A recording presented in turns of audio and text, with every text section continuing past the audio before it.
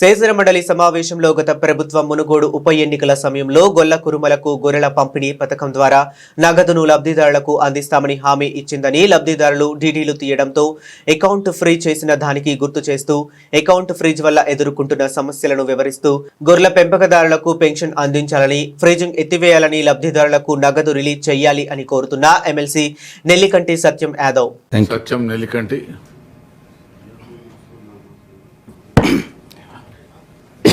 అధ్యక్ష, గత ప్రభుత్వంలో ఈ మునుగోడు ఉప ఎన్నిక సందర్భంగా నగదు బదిలీ పేరుతోని యాదవులకు ఈ గొర్రెల పంపిణీ పథకాన్ని ప్రారంభించడం జరిగింది. సరే, ముఖ్యంగా లబ్ధిదారుడు 43,000 రూపాయలు, 1,20,000 రూపాయలు ప్రభుత్వం, 1,50,000 రూపాయలతోని ఈ ప్రభుత్వం గత ప్రభుత్వంలో మరి యాదవ కుర్మ సోదరులకు గొర్రెల పంపిణీ పథకాన్ని ప్రారంభం జరిగింది.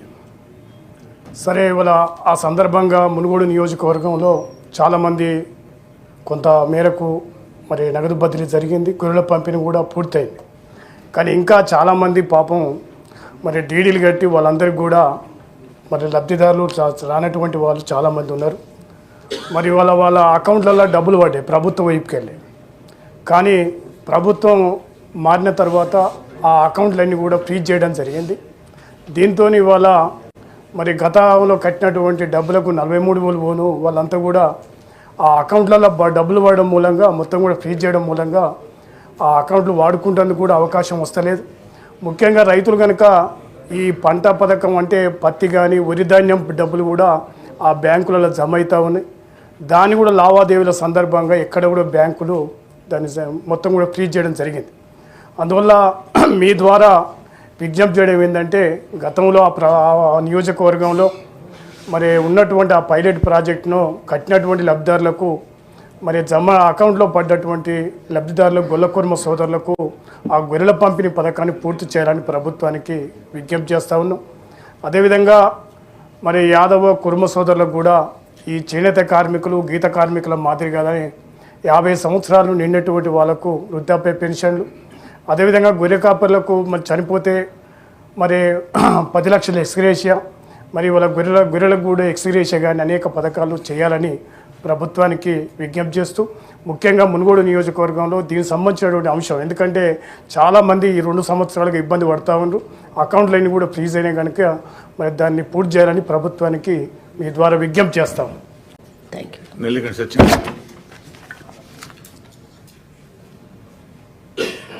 అధ్యక్ష, నమస్కారం.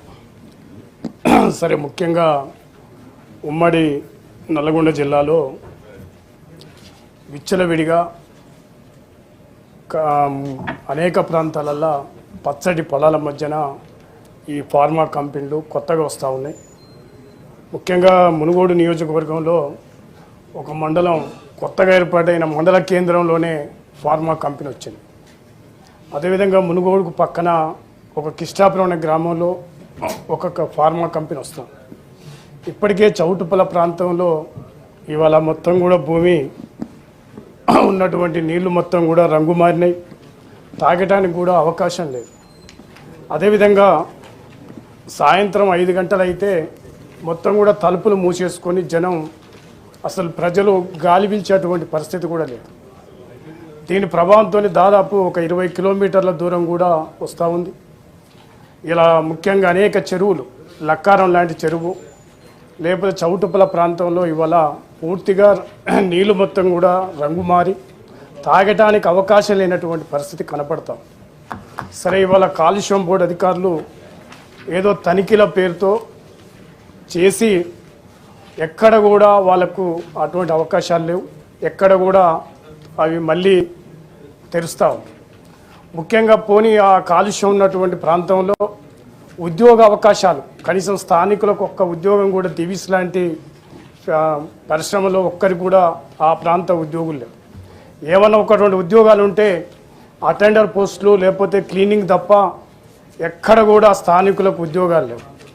అందువల్ల ఒక తీవ్రమైనటువంటి చౌటుప్పల మునుగోడు ప్రాంతంలో మరి ఒకవైపు ఫ్లోరైడ్ పీడిత ప్రాంతం, నీళ్ళు లేనటువంటి ప్రాంతంలో ఇవాళ కొంత వ్యవసాయం సాగుతున్నటువంటి ప్రాంతంలో విచ్చలవిడిగా ఈ ఫార్మా కంపెనీలు రావడంతో భవిష్యత్తు ఆ ప్రాంతం అంతా మరో పట్టం చెరువు అయ్యే ప్రమాదం ఉంది.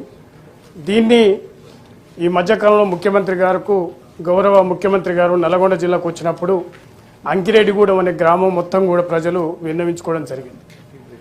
చాలామంది ఆ గ్రామం ఖాళీ చేయాలని అధికారులు చెప్తా ఉన్నారు. ఇప్పుడు నేను ఉదాహరణ చెప్తా ఉన్నాను. ఒక బాలుడు 10 సంవత్సరాల బాలుడే కనీసం మొత్తం చక్రాలకు బండికి ఎదురయ్యాడు. అంటే ఇది మొత్తం తీవ్రంగా భవిష్యత్తులో పిల్లలు మొత్తం కూడా ఈ రకంగా మారే ప్రమాదం ఉంది. అందువల్ల ఇటువంటి ఒక తీవ్రమైనటువంటి ఈ పరిశ్రమల కాలుష్యంతో తీవ్రంగా ఆ ప్రాంతం అంతా కూడా మరి కాలుష్య బారిన పడబోతా ఉంది. దీన్ని మరి సక్రమంగా కాలుష్య బోర్డు అధికారులు కనీసం తమ నియమ నిబంధనలు మరి ఎలాంటి మరి ఆ అధికారులతో కుమ్మక్కు కాకుండా ఫ్యాక్టరీలతోని మరి చేయాలని, అదేవిధంగా స్థానికంగా మరి ఇంత అనేక కంపెనీలలో ఇవాళ అనేక మంది రైతులు నష్టపరిహారం కోసం పక్కనే పంట పొలాలు వేస్తే ఎక్కడ కూడా కాలుష్యంతో ఆ పొలాలు కూడా పంట పండే పరిస్థితి లేదు. ప్రతిరోజు చౌటుప్పల ప్రాంతంలో ప్రతి కంపెనీ దగ్గర రైతులు ఆందోళన చేస్తే అనేక రకాలుగా ఇబ్బందులు పెట్టి మరి తీవ్రంగా పరిస్థితి కనబడతా ఉంది. అందువల్ల ఈ చౌటుప్పల ప్రాంతాన్ని మునుగోడు నియోజకవర్గాన్ని మరో పటాన్ చెరువుగా మార్చొద్దని మరి దాన్ని మేము విజ్ఞప్తి చేస్తూ ఉన్నాం. అందువల్ల సీరియస్గా దీన్ని, ఎందుకంటే ఆ ప్రాంతం భవిష్యత్తు మరి ఇలా నిర్మానుష్యమయ్యే ప్రాంతం ఉంది. ఇప్పటికే తాగటానికి కూడా నీళ్లు ఎర్ర రంగు మారి అనేక రకాల ఇబ్బందులు వస్తూ ఉన్నాయి. కిడ్నీ సంబంధ వ్యాధులు వస్తూ ఉన్నాయి, చర్మ వ్యాధులు వస్తూ ఉన్నాయి. మరి లేడీస్ కూడా స్త్రీలకు కూడా అనేక రకాల ఇబ్బందులు వస్తూ ఉన్నాయి. మరి క్యాన్సర్ వ్యాధులతో ఇబ్బంది పడుతూ ఉంది. అందువల్ల దయచేసి ఆ ప్రాంతంలో ఇవాళ కొత్తగా వచ్చేటువంటి ఫార్మా కంపెనీలకు అవకాశం ఇవ్వద్దని, అదేవిధంగా ఉన్నటువంటి కంపెనీలన్నీ కూడా ఊరు దగ్గరగా ఉన్నటువంటి వాటిని కూడా తరలించడానికి ప్రయత్నం చేయాలని మరి చైర్మన్ గారి ద్వారా గౌరవ మండలికి విజ్ఞప్తి చేస్తాం. ఆనరబుల్ మినిస్టర్ గారు